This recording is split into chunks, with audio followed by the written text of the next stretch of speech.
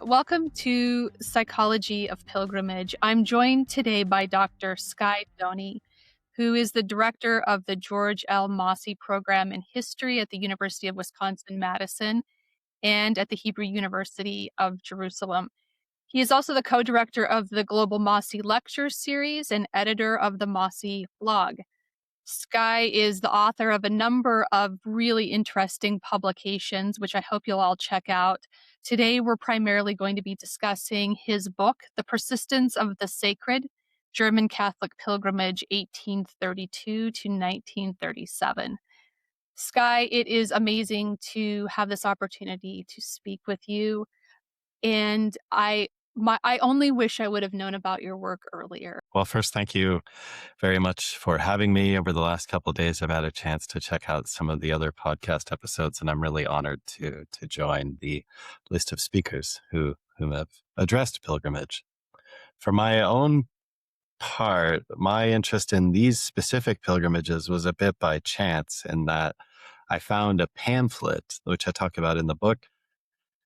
It was an anti-pilgrimage pamphlet that was called The Holy Code of Trier and the 20 Other Codes, that was written by two theologians in Bonn in 1844, in which they set about to debunk the authenticity of the relic in Trier, which is called the Holy Code of Jesus.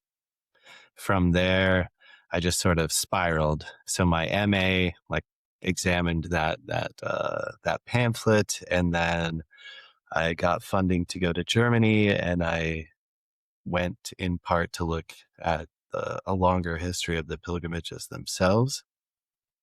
As often happens in archives, by accident, I came across these events in Aachen that were taking place every 7 years, starting in 1832, and visited the cathedral archive, where they warned me that they didn't have much material for me to look at, but the not much material then took 8 months of reading to try and get through.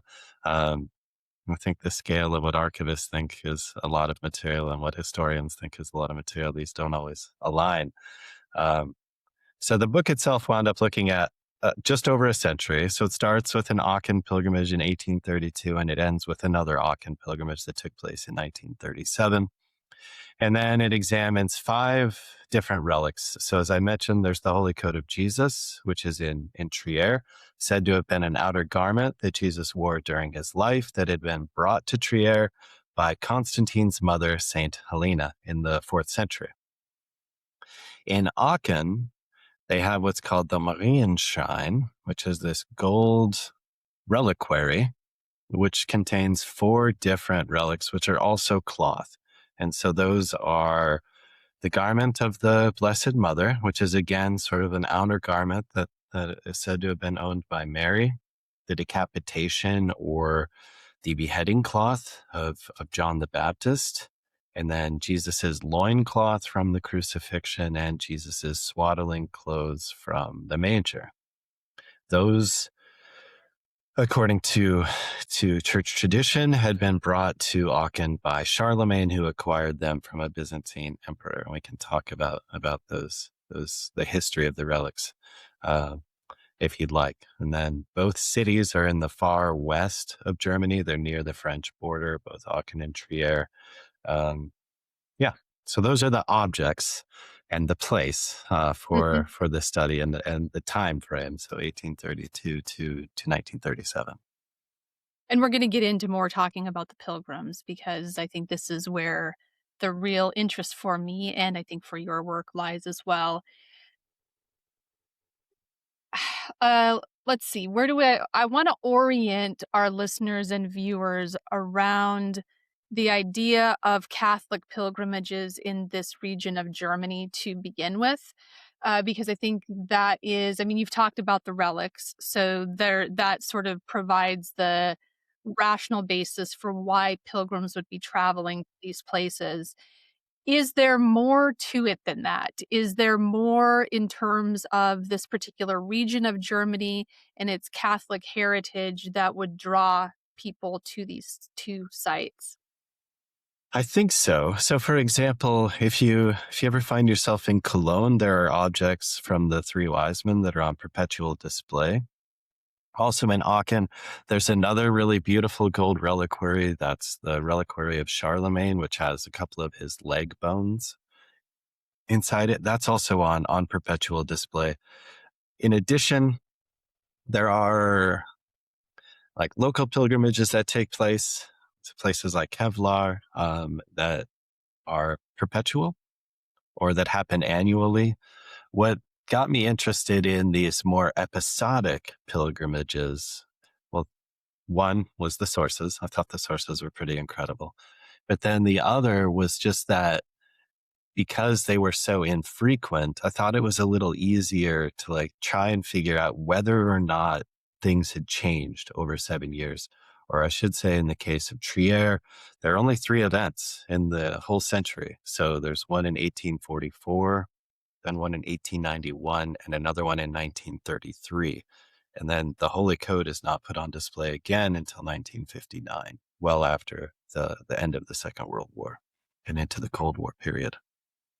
One of my favorite segments of your book is a as a as a commentary on the Trier pilgrimage that focuses on the use of automobiles because this radically changed the pilgrimage from being a situation that was highly regulated and sort of institutionalized with groups traveling together and arriving at certain times. And there was a quote about people arriving on their own schedule and them being savage pilgrims, which I just thought was so funny because I could relate. I thought I would have been a savage pilgrim, and I probably am a savage pilgrim because I don't like going with groups. I want to go experience a site or a place on my own. But this really throws a whole it just upends the organization of these types of sites. Can you say a little bit more about this particular evolution in Trier, where the pilgrims are? You start in a place of documentation where they're moving um, by foot or other modes of transportation that are not automobiles, and then it evolves to people arriving by car. Yeah. So the part that you're talking about, there's this whole phenomenon in 1933. They're called the Einzelpilger, the individual pilgrims, or the barbaric pilgrims, or the chaotic pilgrims. Um, Church officials knew that the pilgrimages were always going to be very popular. So they're growing, and like the number of attendees just increases and increases and increases over the course of the century, to the point that by 1933 in Trier, for example, there are nearly 2 million people who come over the course of the few weeks of the pilgrimage. What they don't anticipate in 1933 is the disruption of buses and automobiles. So they thought they had a pretty tight schedule in the sense that they knew when trains were arriving. A lot of the regional and even national dioceses had signed up for specific days, specific times when they would come. But then every day, thousands of people are showing up unregulated. And so they put them all into a specific church, what's called the Jesuitenkirche, the Jesuit church. And it's just a way station where they hold them before they can go and see the Holy Code of Trier. And there are all sorts of interesting documents related to this, including people who wait all day and they never get to see the coat, and they have to leave before they're able, and they write back much aggrieved that they didn't realize that without some sort of pre-registration they wouldn't be able to participate in the event. And then these individual pilgrims are often viewed as like people who are jumping the line or causing all sorts of chaos, because when they release these like groups of hundreds and hundreds of people into the general line to see the Holy Code, it's madness.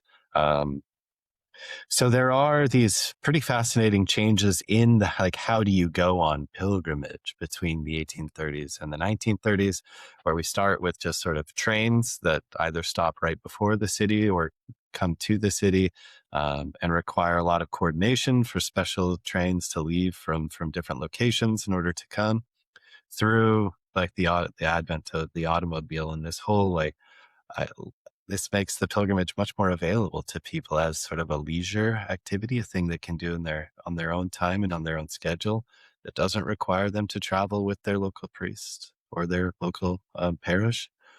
Um, so the individual pilgrims are wild. This also leads to a lot of like logistical headaches about food in the city and about lodging and whether individual pilgrims can find a place to stay when they haven't showed up with any advance notice. So um, I like the Einzelpilger phenomenon because it shows it's this breakdown of there's like the plan as they had hoped it would be, and then there's the plan as it actually is. And I think there are so many pieces of this that are relevant to 2026 in terms of other pilgrimage sites. And there's just something I think very endearing about people who they're they are so motivated to be at a site for various reasons that they may go outside the organized, sanctioned infrastructure in order to have such an encounter. And I'm especially curious about your thoughts, given that this is 1933 and my interest is on interwar pilgrimages. And this is how I first learned about your work is I've been very interested in looking at all iterations of interwar pilgrimages. What have you discovered about how these pilgrimages, particularly to Trier, but maybe to Aachen as well, either changed or were a response to or a way of making meaning about the war? There are thousands of war veterans at this point who are making pilgrimages, and in the German case, it's no different. They're just not happening in the same way to the Western Front for, I think, obvious reasons. Um, what have you learned? Is there something specific that you've learned about the veterans and well, one, were they documented as veterans, um, as a distinct group? And two, there are so many records of the reasons that people were making these pilgrimages. Is there any evidence that war wounds was one of these motivations? Yes. Well, absolutely. For example, in Trier in 1933, we have this really rich collection of documents. It's called the Fragebogen. And what this was a bureaucratic form that everyone who wanted to spend one-on-one time with the Holy Coat in order to experience some sort of bodily transformation. This could be any type of illness or any type of psychological disorder or mental health concern. Um, but it had to be documented as not curable. So the pilgrims by 1933, they've got to go and see a physician or a professional medical practitioner and demonstrate and get them to sign off on whatever it is that they're experiencing. Contemporary medicine, contemporary science cannot fix. Only some sort of divine intervention would change the individual. What we can find in the Fragebogen are things like amputation, different types of disfigurement from the First World War, also shell shock and concerns about the mind after the brutality of the combat experience on both the Western and the Eastern fronts of the First World War. That's one piece. There's this whole yeah, Can I just and please. blindness also. It Blindness, absolutely. quite prominent in I was looking through one appendix that you included, and that seemed to be a condition that was highlighted. Yeah. Another huge one is just ambulatory concerns of all different varieties that are and are not a result of combat from the First World War. So both like the major types of injuries we would expect to see coming out of the fronts are very, for lack of a better term, they're richly represented in these Fragebogen for people who again would like some sort of physical cure from their experience visiting the relic. Is there a notation that the condition is the result of war?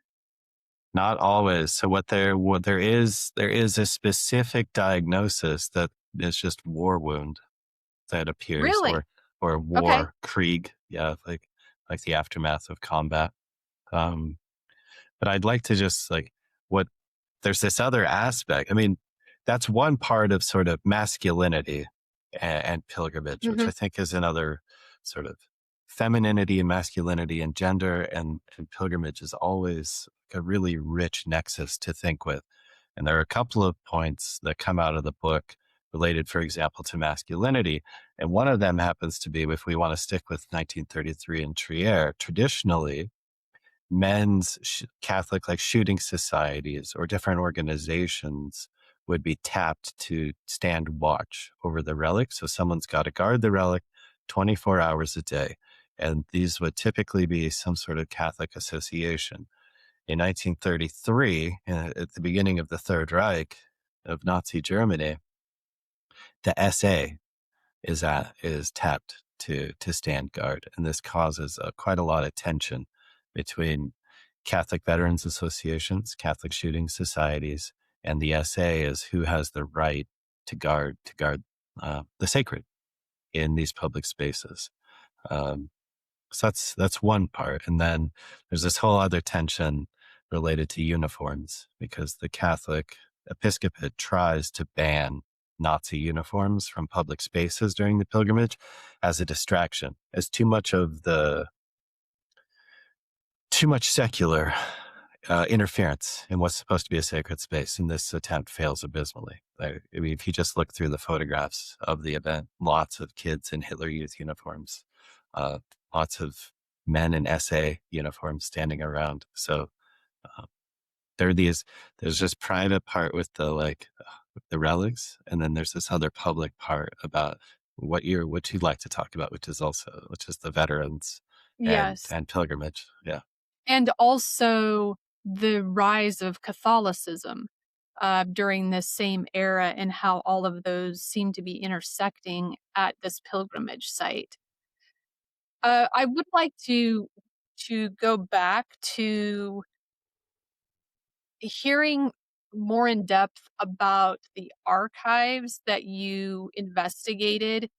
I was unaware that such an extensive archive, especially in Trier, but at Aachen as well, existed. And this is a gold mine that you stumbled into. And I, I want to hear all about this, the kinds of information, how it was collected, why it Yeah. was preserved for so long, I think is really interesting. And so anything you can share about that, I'd love to hear. So perhaps one way to answer this that might be interesting is to just talk about how the book is split into two parts. So the first part is really focused on what pilgrims do. So, and who they are. So who is going to Aachen, who's going to Trier, a bit on why, as best we can discern, why they're doing that, and then what they do there. So these types of sources include things like objects that pilgrims buy when they arrive in Aachen and Trier, rosaries, different types of medals, different just little postcards, images of the relics, different types of iconography of people associated with the relics. So in Aachen, like Charlemagne, and then in Trier, Saint Helena, but also Constantine, and then other saints that might be relevant to the city. So there's this whole ephemera related. And then there's this, as you get into the 19th century, picture postcards become more and more popular. And so just an amazing variety of postcards that either say I went on pilgrimage or here's like a picture of the Aachen or the Trier Cathedral. So there's that part. And then related, there are song books. So what types of songs do the pilgrims sing? And then there are prayer books. So all of this, there's this whole ephemera. I would say the most interesting thing related to the ephemera I found were pipes that had the Aachen relics carved on them. So if you look in the book, you can see an example of one of those. So that's part of it. And then the second half of the book looks at what do clergy say about pilgrimage and these relics. So, and what I try to track there is what I see as a real move from saying that these are objects that you can read about in the New Testament that you can hear about as we move through the liturgical calendar every year, including passages from Matthew where a woman touches the hem of Jesus's coat and is healed of a hemorrhage that won't some form of hemorrhage that won't heal. So that's the beginning of the 19th century. And then a lot of clerical discourse about how these are authentic. These are echt. They're like the really real. We can trust Charlemagne. We can trust Constantine that these are objects that were linked to the Holy Family until so that's the beginning. And then at the end, there are all these new arguments that are equally fascinating, where they start cutting pieces of the relics and subjecting them to chemical analyses, trying to figure out whether stains on them are blood, trying to figure out whether the types of cloth that they're composed of could have come from first century Palestine or not. And then piled on that are these like tapping historians, tapping archaeologists, in order to try and come up with new arguments about whether the relics are authentic, or as the teaching on the object shifts, increasingly clergy are speaking about them as symbols. So the types of sources for part 2 include lots of pamphlets written for. One of my favorite. Yeah. I love pilgrimage pamphlets. Yeah. So lots that are written in favor of the pilgrimage, lots that are written against the pilgrimage, and just sort of anything you can imagine that someone could say about a relic or about Catholicism in general is represented in the explosion of pamphlets from the beginning of the 19th to the beginning of the 20th century. There's lots of clerical correspondence amongst one another about, okay, what are we going to say about the relics? So there's these like very existential questions that are being asked about how do they situate in the faith now that we're part of Prussia? And then there's a lot of mundane, like we'd like to arrive Tuesday at 11. Is that possible? And we plan to, like, half of us are walking and the other half will be on the train. Do you think that'll, like, just these sort of like more everyday questions? So the sources are a bit different in the first part. And in the second part, if you're only going to read one part, I would probably say you'd find the first part much more interesting. If that's more on the lived experience of pilgrimage. Mm-hmm. I'm particularly fascinated by the records around the petition of the potential pilgrim, who is presumably writing to say, I'm blind, and there isn't a medical or a science. I mean, is it medical, scientific? What's the language around this? There isn't another cure, and I'd like to come on the pilgrimage. These records start at what point? Okay, that's a really great question. On some level, they're represented through the entire century. But what changes? Really? Yes, because in the 1830s, individuals who are going to undertake a rather arduous, often by foot, trip, for example, to Aachen, want to make sure that when they arrive, they will be given permission to handle a relic in order to hopefully experience some sort of physical transformation. Now, what does change quite dramatically is like who counts as a corroborating source for this type of request.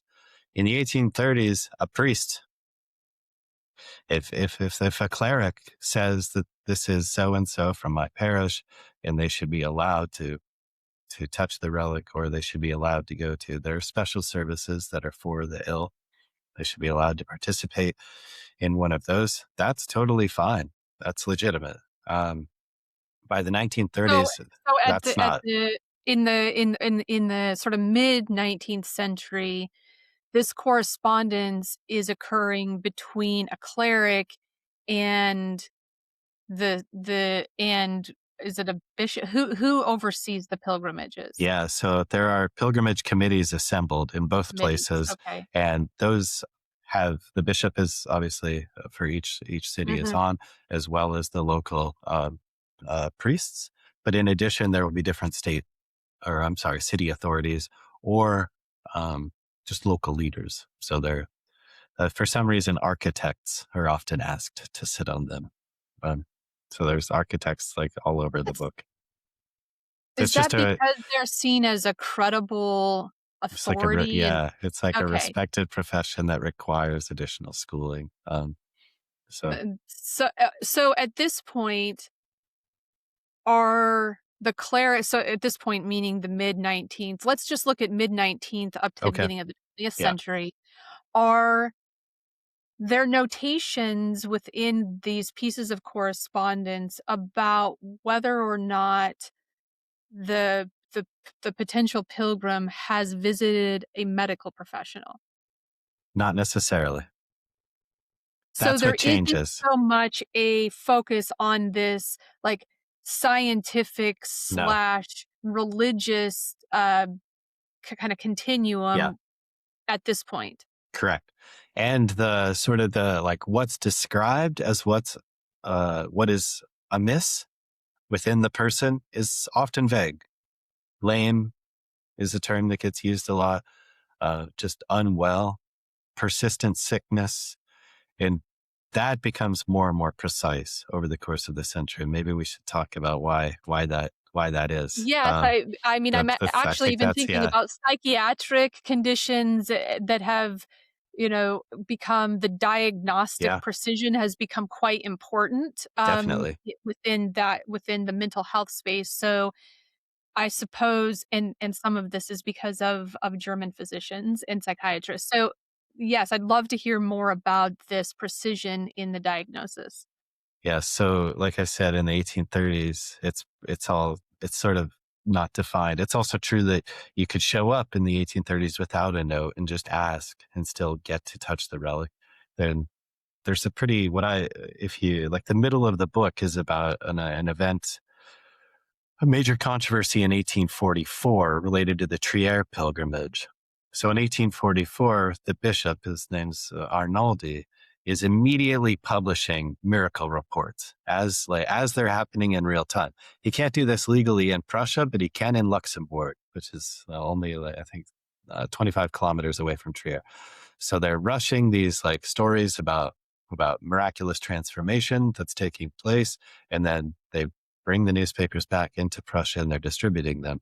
On the far east of Prussian territory in Saxony, there's a cleric named Johannes Range who, in response to the news about what's happening in Trier, leaves the Catholic faith and tries to establish his own form of Catholicism or his own form of Christianity, which he calls the German Christians, specifically as a rejection of the superstition that he sees taking place in Trier. And his main argument is that there's no place for this type of medieval religious practice any longer. People are not actually experiencing miracles, and this is all just an attempt for the Roman Church to enrich itself. So he establishes a movement. He's joined. There's another cleric, Johannes Sersky, who also leaves and establishes another version of German Christians, etc. And this gets a lot of attention by Prussian national and regional officials who they don't want a lot of things, but what they really don't want is for disruption or the chance of chaos or for instability in the Rhineland, which is a main Catholic area. And the Prussian government is overwhelmingly Protestant, and the Prussian territories are overwhelmingly Protestant. And they don't want this sort of public tension. And so one of the ways that the clergy respond to Johannes Range leaving the church, trying to like overturn the Roman church, all because of pilgrimage, is to think a lot about, okay, so what is the religious goal of a pilgrimage? Maybe the cult of miracles isn't the most important thing, and maybe it needs to be regulated. So by the time Trier holds its next event in 1891, people who want to touch the holy coat of Jesus in order again because they're unwell, they need to present a couple of things now. They can't just show up and do it any longer. They need a note from their cleric that they're in good standing. This is sort of an attestation that says, this is a faithful person. that God might heal. They're a good Catholic. And the second thing they need is a note from some sort of medical practitioner that says whatever this malady is not going to get better on its own. So those are the two pieces. Then if you present those, you can go, these are early morning services, so usually at 5 a.m. It's a mass, and then you have an opportunity to touch the relic. And what is interesting here, there are a couple of things that are interesting. The first is that in 1844, people could just touch the relic, like as they moved through the procession. And there were lots of accounts of people falling down, fainting, casting away crutches, lots of like public displays of healing, public displays of the miracle culture. Now this is put behind closed doors. It's in the early morning hours. They want to make sure that you actually need to touch the relic, that there's something that perhaps divine intervention would help. And then there's a new bishop. His name's Bishop Coram. He will not allow publications about miracles for 3 years until 1894, so that the bishopric can follow up with everyone who said they had been healed to make sure they were still healed, that they hadn't relapsed. That And have you whatever. seen those reports? Tell me about a few of them. Sure. So they were published as a book, like the healing power of the Code of Trier, the imprimatur of the bishop. Well, there are a lot of different things that people say they're healed from. I think the most spectacular have to do with, again, mobility. People who required crutches before, and they would have like interviews with family members, interviews with neighbors who had seen them using crutches, and they had noted that they had not needed them since they had gone on the pilgrimage. Now I'm worried about the chronology, but there's an amazing story about a child who got a haircut being stuck in his ear. And only through the intervention of the Holy Code of Jesus did the haircut being finally fall out, which restored his hearing in that ear. Wow. So there are stories like that, um, and I think they're very effective. They're moving. They're often quite well written. What the bishop can't control, what interestingly in 1891, is the fact that there are all these pamphlets put out about miracles and without corroboration, etc. So one of the things I try to do is parse those out. One of the perhaps the like surprising things that comes out of the book is the fact that there are a lot of men who will request to touch the relic, and this is again perhaps interesting for you thinking about veterans, Yes. but they're not going to say that they were healed. They don't follow up. They won't say, they're not in the like published lists of official miracles as a result of the pilgrimage. The official line is still overwhelmingly what the critics of Catholicism will say. This is an event that's only attractive to women because they're less well educated, or to children because they don't have agency. But real men, they don't go on pilgrimage. That's superstition. It's irrational. It's not part of our age. I'm caricaturing here for effect, of course. And what's interesting, for example, if we take the 1933 information, is that fully a third of the Fragebogen that I surveyed were from adult men who wanted to touch the relic. That's not the case for what's published later, but it is the case that if you went to one of those services and looked around at the individuals who were hoping for their lives or their bodies to be changed by the Holy Code of Jesus, it's much more masculine than we realized. It makes me wonder if the reason that these men wanted to touch the relic was because of internal, maybe unseen, psychological combat trauma, PTSD, as we would now call it, even traumatic brain injuries. And so these types of injuries are difficult at this time to, first of all, uh, substantiate that the injury exists, but even harder to verify that the injury or wound was cured or healed, because it requires self report. Uh, is that what you're thinking? Could this be part of what would account for these high numbers of men who are petitioning to touch the relic but are not reporting some type of cure or healing? Yeah, I I wish I could speak more definitively. We can get little glimpses in the correspondence that arrives, often attached to the Fragebogen, or that arrives from people who know they will not be able to make the journey, but are still hoping somehow to benefit spiritually or physically from the fact that these relics that are very rarely brought out are going to be made available. And in those types of sources, you see a lot of different requests.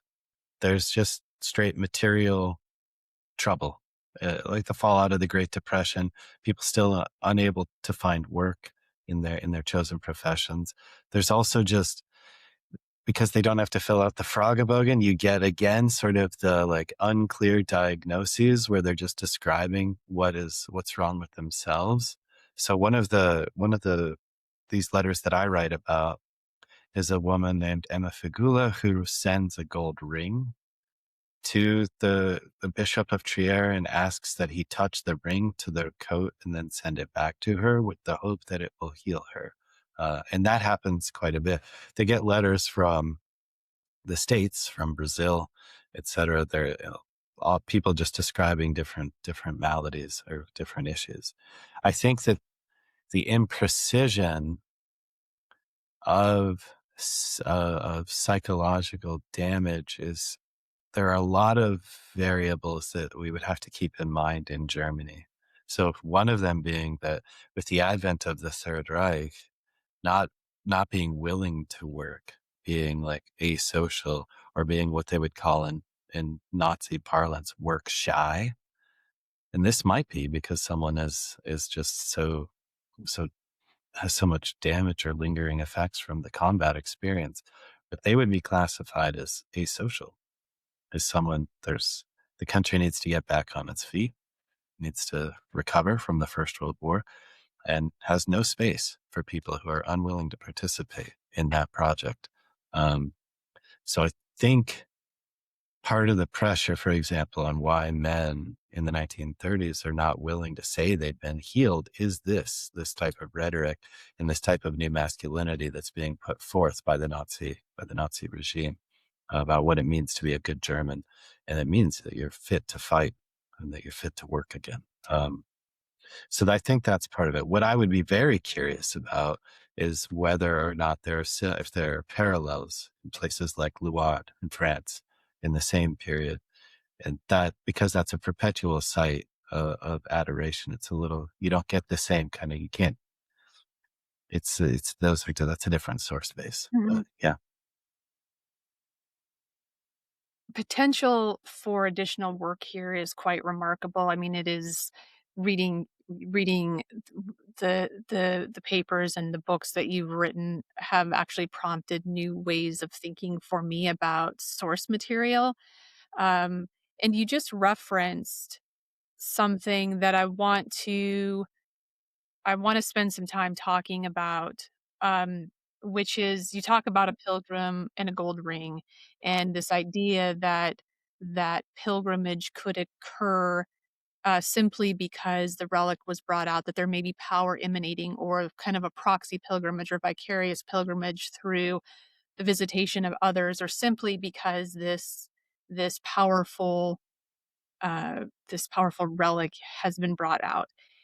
And you mentioned this in another paper that I have read that I actually want to spend a bit of time talking about because I was reading it this morning before our conversation began. And it's an important paper on a number of levels. But the premise is that it is presence that characterizes pilgrimage, but also differentiates it from tourism. And this is an ongoing debate in pilgrimage studies that we keep revisiting and rehashing and kind of coming in through about like is it spiritual, or is it religious, or is it secular, and is it about this or is it about that? Is it inward, outward? And so you have actually presented an idea that I think is really important, and it's this concept of presence. And I'd love to hear you talk a bit more about this as you understand and have conceptualized and have posited this idea that comes from your work on these pilgrimages that you've been describing. Yeah, presence. So Hans Ulrich Gumbrecht from Stanford wrote this really cool book in 2004. He's a literary studies scholar called The Production of Presence. And I was reading that as at the same time as I was in the archive, and I just thought that it was an extremely productive way to think about these like very real differences, I think, between pilgrimage and tourism. Now, I can only like speak to like the 1830s to the 1930s. I mean, the explosion of tourism as just so many more people having access to tourism in the post-war world. I think that's a whole different phenomenon versus what's taking place in the 19th and the 20th century. But presence, what I that was the best.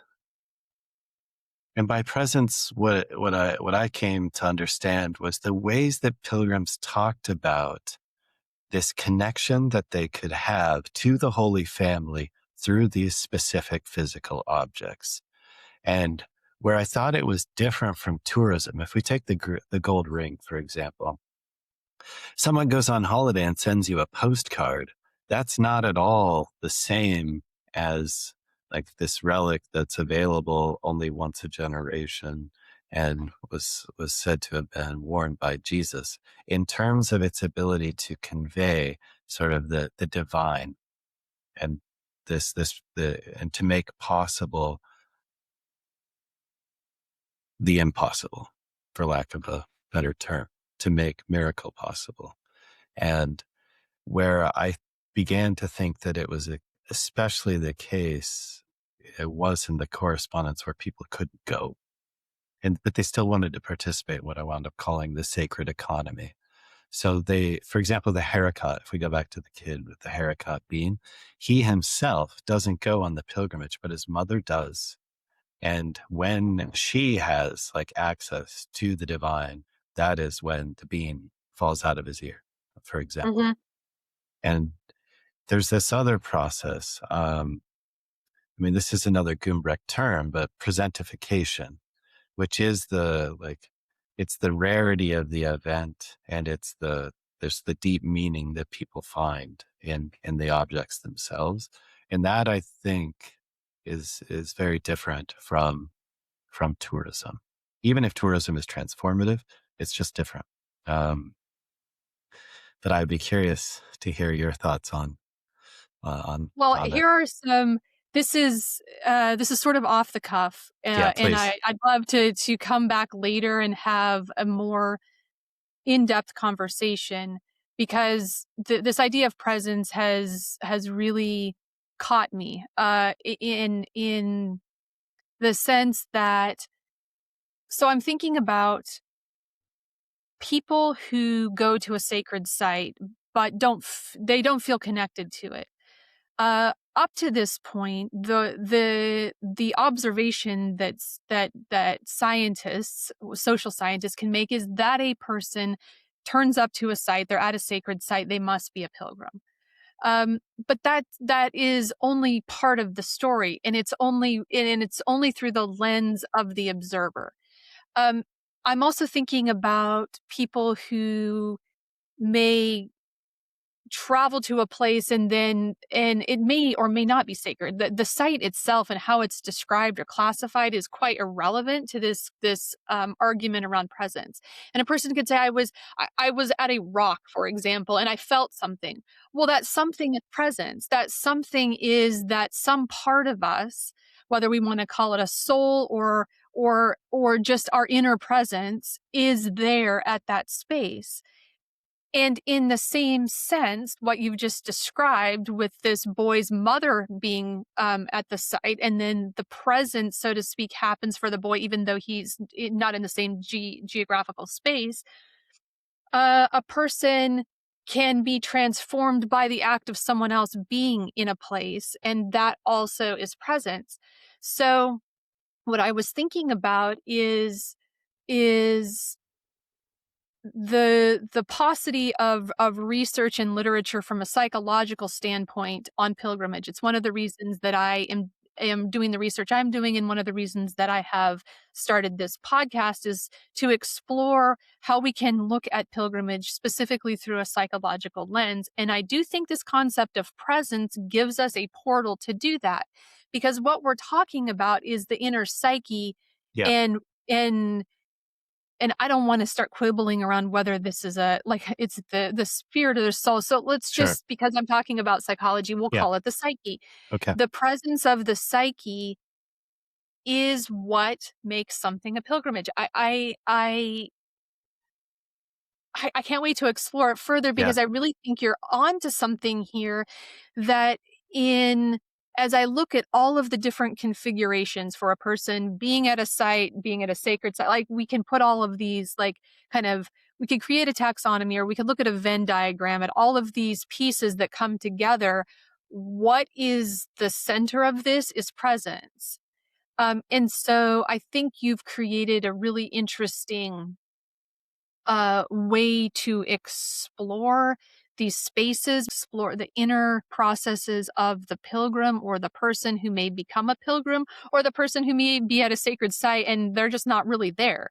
I mean, I think you and I have probably both been to sacred sites that maybe others are completely moved and transformed by, and they just don't resonate. And it's because our presence, our essence, is not actually there in that way. So that's what I'm thinking of. Yeah.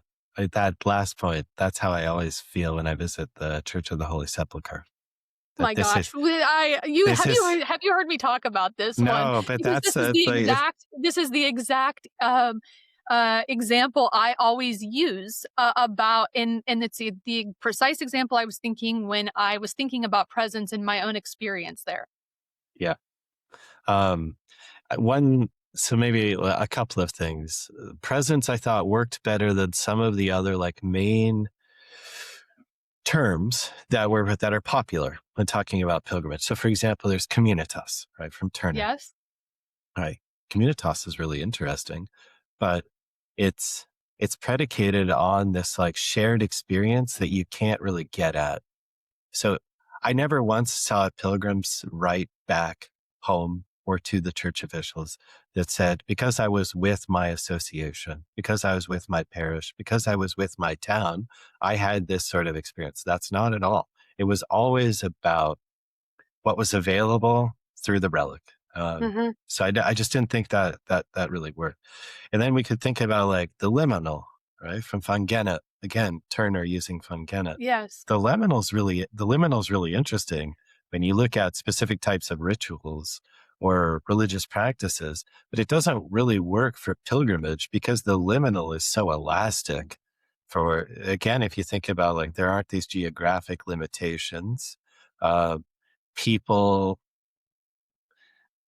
might think of themselves as entering this state as soon as they leave home. It might only be when they get to the cathedral. It might be a year later when they're thinking back on their experience that they have this sort of sense that they were at a threshold between something sacred and something profane, and had access to something unique and something outside of the ordinary. So, and then within tourism studies, yes, you've nailed it. There like truly endless taxonomies of types of experience. But what they lack is that the presence. Hmm. It's just this sort of ineffable. And I understand it's not really like a comforting category, and you must embrace the ambiguity of it, that it's different for every single person, and I'm sure it varies a lot site to site. And Hmm. but what I liked about it is that really seemed to be, at least for the first half of the book, what they were trying to get to and how they talked about it. And of course, 2 million people in 1933, a lot, and a bunch of angry people who don't even get to see the relic. I don't think they're experiencing presence, right? That's a Yes. different, but there's, And they're if noting anything this, that, right? yeah, They're they're put noting like, out. "Oh, I Yeah. thought it was gonna be this, but it's this," and so they're actually noting the absence of presence. Which I think is as important as presence. I'm thinking about communitas, and in my conversation with Professor John Eade, we got into talking about communitas, and I sort of stumbled into this, like, well, maybe it's psychological communitas, but and so when I heard you talking about communitas, I'm thinking actually I was kind of bumping close to this presence, but I haven't been able to articulate it. And in terms of liminality, um, yeah, and the sort of the structure, anti-structure, do people leave their structures behind on pilgrimages? Well, sometimes, but there are many other very prominent examples where the structure continues. And even in the cases of the pilgrimages that you've written about, these associations that people travel with and that they're identified by are the structure from the non-pilgrimage moving towards the pilgrimage site. So we don't even see a situation there where the structure is abandoned during the pilgrimage. So I do think that, yeah, I want to explore this idea of presence more. I want to like think about all of the ways that it could be utilized and maybe operationalized. I don't know that I love that word, but I think it's helpful. Um, Because it's also the presence, at the it's the presence towards the object or the site or the space, but it's also the presence towards ourselves, and I don't think in that we often, when we're talking about the study of pilgrimage, that we account for these moments of recognition that something was a pilgrimage after the fact, after we've integrated what has happened, after we've reflected, after we have uh, come into maybe some angst after we've returned from a pilgrimage. That's as important to the pilgrimage as the movement to a space. Yeah. I definitely, I agree. Um, yeah, it's, there are a couple of really, I'll send you, there are a couple of really cool articles by another scholar named Ilka Runia, um, that I think would also be helpful thinking about this. So, what else are you working on now? Where are you? I mean, you've now. I think this paper was published in 2017. It includes a significant conceptual shift, which I have to admit I am just now learning about. I wish I would have learned about it in 2017 or 2018, soon after it was published. But here I am. I'm learning about it now, and so now you're going to see all my papers are going to have something about Huh, presence. I'm in the good. process of writing 3 now, and I'm going to be incorporating this into all 3 because it is relevant. Are you still working in the pilgrimage space, or what's happening for you now? So after this book came out, I worked on translating and publishing a Holocaust memoir. It was published called Last Days of Theresienstadt, which was about a Jewish woman who was sent to the Theresienstadt concentration camp in the last months of the war. And then I edited a book that with a colleague named Darcy Berkeley that was about European cultural history. And now I'm working on European fascism. But I will say that like you're prompting me to go back and look at this materials. There's a really interesting story that still needs to be written about what happens both during the Second World War and in the decades after the Second World War, which I gesture to at the end of the book. This is there's a real notable downturn in attendance in Aachen and in Trier that continues to today. It's fewer and fewer people. I think the last Aachen event was 125,000, far cry from 800, 900,000 people. So I've been, yeah, in getting ready to talk about the book, I've been prompted to think again about, it seemed like something broke within this like sacred economy or whatever we want to call it during the Nazi period. The war obviously disrupts, so there's not there. Aachen, for example, is not able to host their relics. Um, and even worse than that, in 1945, the U.S. military finds the Marienschein in a copper mine in Siegen and forces the bishop to show them the relics. And there are these like pretty wild pictures of U.S. soldiers wearing Charlemagne's crown. And So the idea of like relics as like war booty, but obviously the hope of the war was that in some way the German soldiers would be protected, or the cathedral itself would be protected. The cathedral's bombed many times. Um, and so I'm curious, I'm thinking about like the vulnerabilities of presence, maybe the very real ways that something that has lasted for so long can be called into question and cannot not recover, can lose its authority as a site of presence. Um, but that will have to wait until after European fascism. Are there any connections between European fascism and pilgrimages? I mean, I'm thinking of even the recent destruction of Hitler's childhood home, so that it would not become a place of pilgrimage for fascists. So that's maybe sort of a very obvious connection here. But are there other connections between pilgrimages and fascism? Well, what like a thing that comes another leitmotif of the book is sort of these mythos, these like ways that this is not surprising coming from someone who's like enmeshed in Mosse's work, but the myths and rituals and rites and how people can orient themselves through them. Pilgrimage is one of those, um, and certainly fascism attempts to replace several of those figures. You can think of um, just the swastika instead of the cross, the similar use of like fire in Catholic rituals and in like Italian fascism. But there's not. So anthropologically, yes, there are like these really interesting parallels that are fun to think with, but not like a direct, I think, link. Yeah, if that makes sense. Well, I th- I'm thinking about how over the past decades, established organized religions have been replaced by ideologies and civil religions.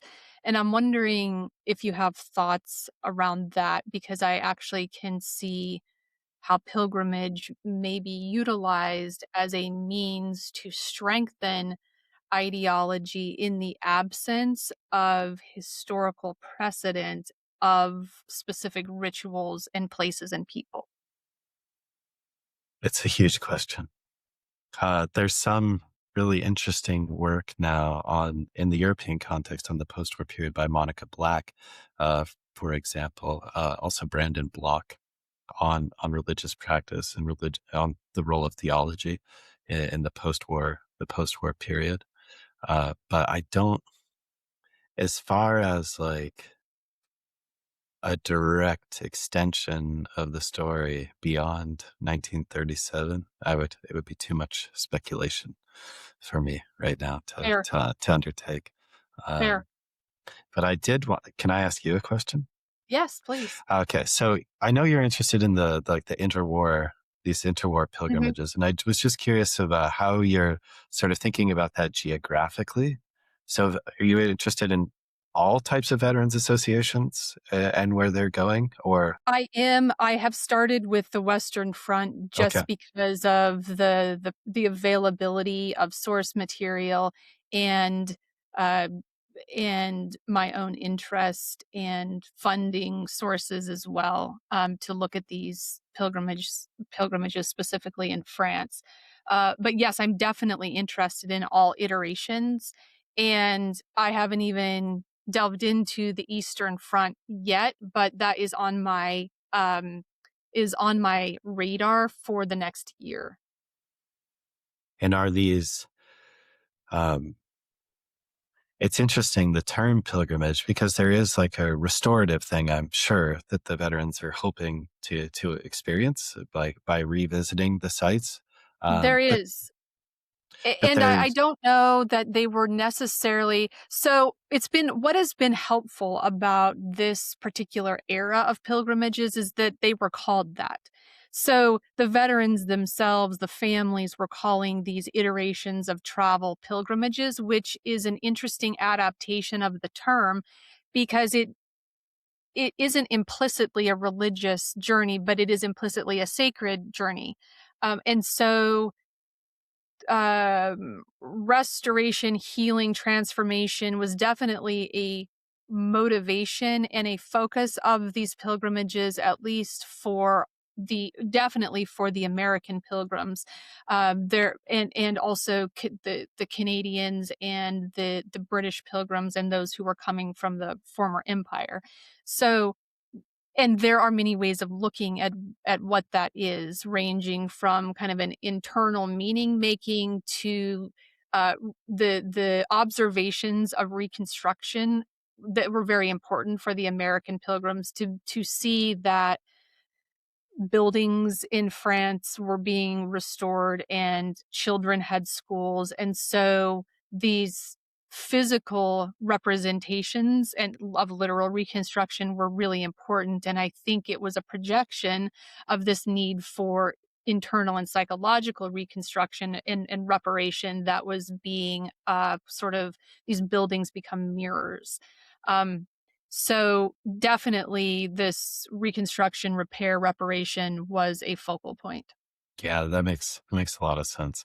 I was also thinking just about how people would like visit even more local, the new tombs of the unknown soldiers or the tombs Yes. of the unknown fallen, and Yes. how there are all of these like rituals placed around them and like organized groups from other parts of the country to come and journey to them. Yes. Um, Or yeah, even in it's the case of some families who either were not going to visit their son, for example, is missing in action, which was the case for many families. And the local memorials and monuments that were established were the place where these families could go and it was about presence, because when they visited this monument, they saw their son's name on a plaque, or there was some type of ritual that was occurring to commemorate and remember their son through the laying of a wreath or a poppy or flowers, or oftentimes soil was brought back and then placed at these monuments. That's presence. And yeah, so these families are experiencing a pilgrimage as if they are at the grave of their son, but it's not happening in France or Belgium or anywhere else where the fighting occurred. It's happening in their local village or their town at a place in the middle of a street. But they're experiencing that as a pilgrimage and as if they were in the place itself. yeah. That's in Germany, it's the local parish that often hosts the lists, like the plaque that has everyone Mhm. from the town who's lost or missing. Um, yeah, And so were those places gathering places? Are but like, objects placed at the base of the plaques? although there were like World War, yes, they're absolutely sites of remembrance without question. And there's a whole proliferation of different types of monuments. I mean, all over Western Europe, of course, in the wake of the war, trying to make sense of just the Mhm. scale of loss, which was truly unprecedented for the European nations. But I am in the midst of finishing a paper, on the 1927 American Legion pilgrimage, which 25,000-ish, veterans and many of their family members made a pilgrimage, during this time, and it it very much functions as a group therapy scenario, uh, because this is like a sanctioned place where grief can occur communally. It's a sanctioned place for remembrance to occur. It's a sanctioned place for the veterans to openly talk about their wartime experiences, which were often hidden at home. They were definitely discussed in places like the American Legion Post, but they're hidden away from society. But in this pilgrimage, everything is very open, and it's also a time of vulnerability and kind of getting into this realm of masculinity and masculine identity. This is almost set aside during this pilgrimage, where these commemoration ceremonies and acts of remembrance are places where one can be vulnerable. Um, in public view, which is different than how the person would exist in their home community. Yeah, really interesting. The permission, sort of Yeah, like permission. yeah, like permission. Yeah. Um, yeah, amazing. I look forward to reading that paper Well, or I think those it'll be. papers. Yeah, well, you're gonna recognize your citation, right? You're like, "Yes, the President's paper made its way in here." Well, thank you so much for taking the time to talk to me about your work and about this very important concept of presence and pilgrimage. And I look forward to more conversations and reading your work as you are publishing it, and hopefully maybe may be opportunities for collaboration in the future. Yeah, that sounds wonderful. Thank you so much for having me, Heather. I really appreciate it.